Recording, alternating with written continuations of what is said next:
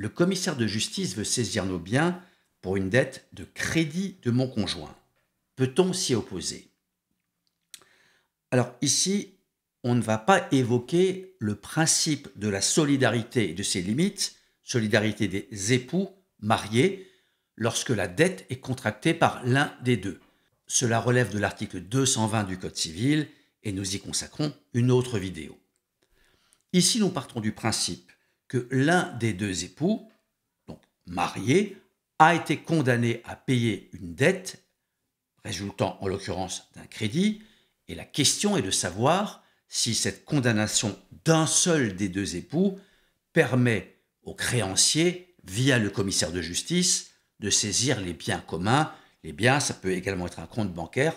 Par exemple, si j'ai un compte bancaire ouvert à mon seul nom, tout ce qui l'alimente depuis notre mariage sous le régime de la communauté, donc sans contrat de mariage, est réputé être commun. Donc ce n'est pas simplement une question de savoir au nom de qui le compte est ouvert ou au nom de qui est la facture. C'est la même chose.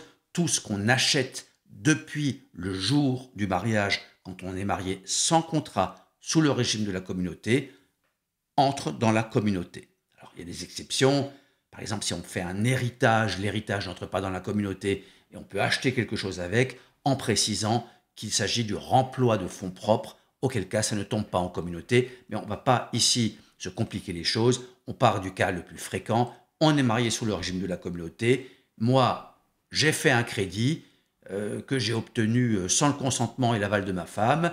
Elle n'a pas signé, je suis le seul à être engagé, je n'ai pas remboursé, je ne lui ai rien dit. Une procédure judiciaire, souvent c'est une injonction de payer, a été engagée contre moi et j'ai été condamné. Quelques mois plus tard, le commissaire de justice débarque chez nous pour faire un inventaire des biens, où il a bloqué le compte bancaire. Question, est-ce que je peux faire quelque chose ou pas? Alors, il y a un principe général, qui est celui de l'article 1413 du Code civil. Et cet article nous dit qu'un créancier peut effectivement poursuivre le recouvrement d'une dette qui a été contractée par un seul des époux sous le régime de la communauté. Bon. On a un autre article, le suivant, le 1414, qui limite un petit peu les dégâts, si on peut dire, en empêchant, en interdisant la saisie du salaire de celui des conjoints qui n'a pas contracté la dette si l'autre est condamné.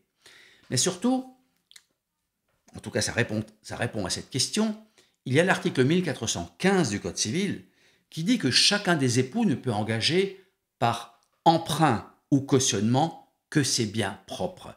Et la jurisprudence a bien expliqué, a bien clarifié les choses en ce que cela engage, cela vaut aussi pour les créanciers. Ça veut dire que l'organisme de crédit ne peut pas saisir les biens communs si la dette a été engagée par un des membres du couple. Ça, c'est extrêmement utile parce que tous les jours, vous avez des gens qui se font vider leur compte bancaire ou saisir leurs biens alors qu'ils pourraient s'y opposer parce que l'huissier, enfin le commissaire de justice, n'est pas votre avocat. Il ne va pas lui-même dire « attention, hein, je vais faire une saisie », mais en fait, elle n'est pas légale. Enfin, elle n'est pas conforme à l'article 1415. Donc, je vais rentrer chez moi. Pas du tout. Si on ne fait pas valoir ses droits, eh ben, on sera saisi quand même. Donc, 3 conditions doivent être réunies pour que l'on puisse faire obstacle à la saisie. La première, c'est que la dette a été contractée par un seul des membres du couple, ou plus précisément, que lui seul a été condamné. Pas les deux. Un seul a été condamné. La deuxième condition, c'est que la dette a pour origine un emprunt, on assimile un crédit à un emprunt, ou un cautionnement. Je me suis porté caution pour quelqu'un, j'ai été condamné en tant que caution, eh ben, on ne peut pas saisir les biens communs dans cette hypothèse. Donc, je reprends. Première condition, un seul des époux a été condamné. Deuxième condition, la dette résulte d'un emprunt ou d'un cautionnement. Et puis, il y a une troisième condition, c'est d'être marié sous le régime de la communauté. Paradoxalement, on est dans cette hypothèse mieux protégé lorsqu'on est marié sous le régime de la communauté que lorsque l'on est marié sous le régime de la séparation de biens avec un contrat de mariage. La séparation, c'est très bien lorsqu'on scinde complètement l'actif et le passif, d'accord, mais dans l'hypothèse de l'article 1415 du Code civil, eh ben, il vaut mieux être sur le régime de la communauté. D'ailleurs, cet article ne s'applique qu'au régime de la communauté, puisqu'on parle de biens communs. Donc, 3 conditions: un seul des époux contracte la dette, origine de la dette, emprunt ou cautionnement, et régime de la communauté. Dans ce cas-là, on peut dire au commissaire de justice « stop, on arrête ». Sauf que il ne va pas forcément arrêter. Même si vous lui montrez un acte de mariage montrant qu'il n'y a pas eu de contrat de mariage, donc que vous êtes sous le régime de la communauté, même s'il sait très bien que la dette a pour origine un emprunt ou un cautionnement, si le créancier c'est un organisme de crédit, il sait tout de suite de quoi il s'agit. Donc, même dans cette hypothèse, il est tout à fait possible que le commissaire de justice poursuive la saisie et vous réponde « écoutez, moi je ne peux rien faire, si vous contestez, vous devez saisir le juge de l'exécution ».